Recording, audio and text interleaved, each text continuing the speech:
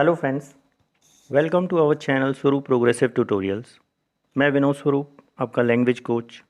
The easiest and the shortest way to study tenses part 2 में आपका स्वागत करता हूं। पार्ट 1 में हमने इंडेफिनिट व कंटिन्यूस के 6 टेंसेस को डिस्कस किया था। जो भी लोग उस एपिसोड को या उस वीडियो को नहीं देख पाए हैं, प्लीज़ डिस्क्रिप्शन बॉक्स में उसका लिंक है, उसे एक बार ज़रूर देख लें। उसमें बहुत सी इन्फॉर्मेटिव चीज़ें एक्स्ट्रा में हैं।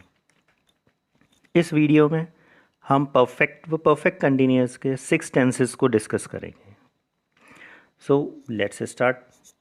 परफेक्ट टेंस, जैसा कि आप देखते हैं इसमें चुका, चुकी, चुके। परफेक्ट टेंस बेसिकली वो टेंस होता है जिसमें कोई भी एक्शन परफेक्ट हो चुका होता है, यानी ख़त्म हो चुका होता है, एक्शन कंप्लीट हो चुका होता है। प्रेजेंट है तो रिसेंटली फिनिश्ड एक्शन होगा। पास्ट है तो action completed in the long past. और फ्यूचर परफेक्ट है तो एक्शन वो होगा जो फ्यूचर में होने वाला है कंप्लीट। इसके स्ट्रक्चर्स को हम देख लेते हैं। प्रेजेंट परफेक्ट में सब्जेक्ट के साथ हैज़ और हैव का यूज़ होता है, third form of the verb का यूज़ होता है, देन ऑब्जेक्ट आता है। पास्ट टेंस में हैड का यूज़ होता है और उसके साथ थर्ड फॉर्म का यूज़ होता है। फ्यूचर में विल, शैल, हैव। हैड या हैज़ नहीं लगेगा, इसमें विल शैल के साथ हैव ही लगेगा, थर्ड वर्ब एंड ऑब्जेक्ट। जैसा कि आप देख रहे हैं इस स्ट्रक्चर में तीनों रूल्स में third form of the verb का यूज़ हो रहा है। सब्जेक्ट ऑब्जेक्ट कॉमन है। हमें याद क्या करना है, किस चीज़ पे फोकस करना है, दैट इज़ इसकी हेल्पिंग वर्ब्स। प्रेजेंट में हैज़ हैव, पास्ट में हैड, फ्यूचर में विल शैल हैव। इस तरह से हम कंपेयर अगर करके देखें तो तीनों में थर्ड फॉर्म आ रही, तो परफेक्ट टेंस में कौन सी फॉर्म आती है हमें याद रहेगा, थर्ड फॉर्म आती है। कंटिन्यूस में मैंने आपको बताया था कि आईएनजी फॉर्म आती है। एग्जाम्पल्स को हम देख लेते हैं। प्रेजेंट में राज क्रिकेट खेल चुका है, ख़त्म हो चुका है काम।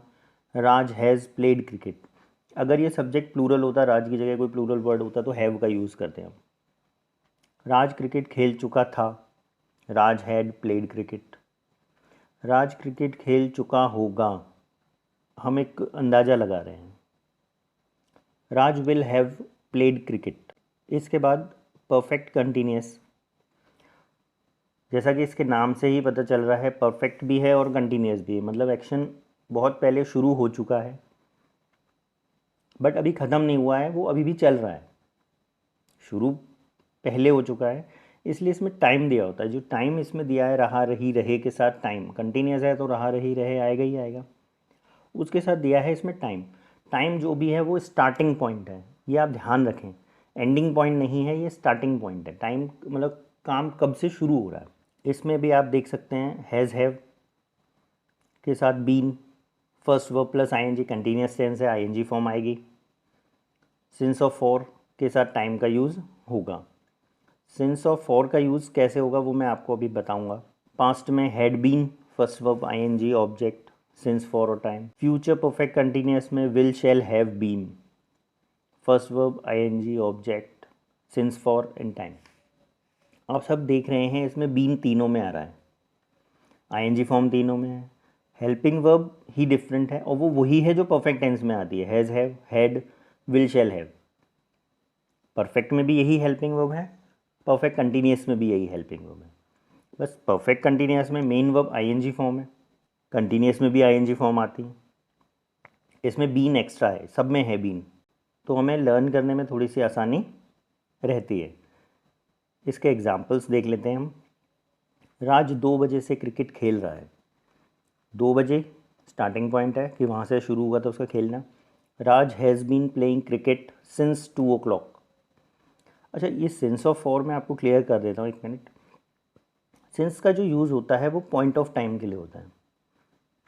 Point of time, the time according to clock and calendar. वो टाइम जो क्लॉक या कैलेंडर के अकॉर्डिंग होता है, वो उस टाइम के लिए वो एक फिक्स्ड पॉइंट टाइम होता है और उसके लिए हम सिंस का यूज़ करते हैं। जैसे since 2 o'clock, since Monday, since मार्च, सिंस 2007 ईयर है, 3 अप्रैल कोई डेट है, ईयर है, मंथ है, डे है, या क्लॉक के अकॉर्डिंग टाइम है।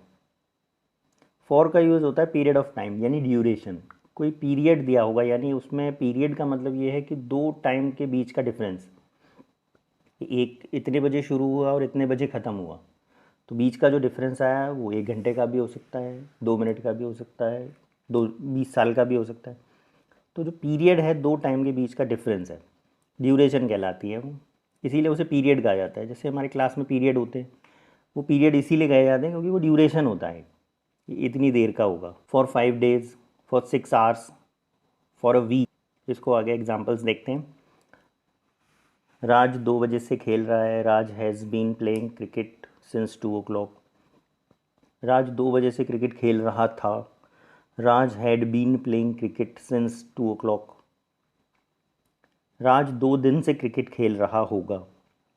अब इसमें 2 दिन दिया हुआ है तो हमें पता नहीं कौन से 2 दिन, ये पीरियड है। Raj will have been playing cricket for 2 days।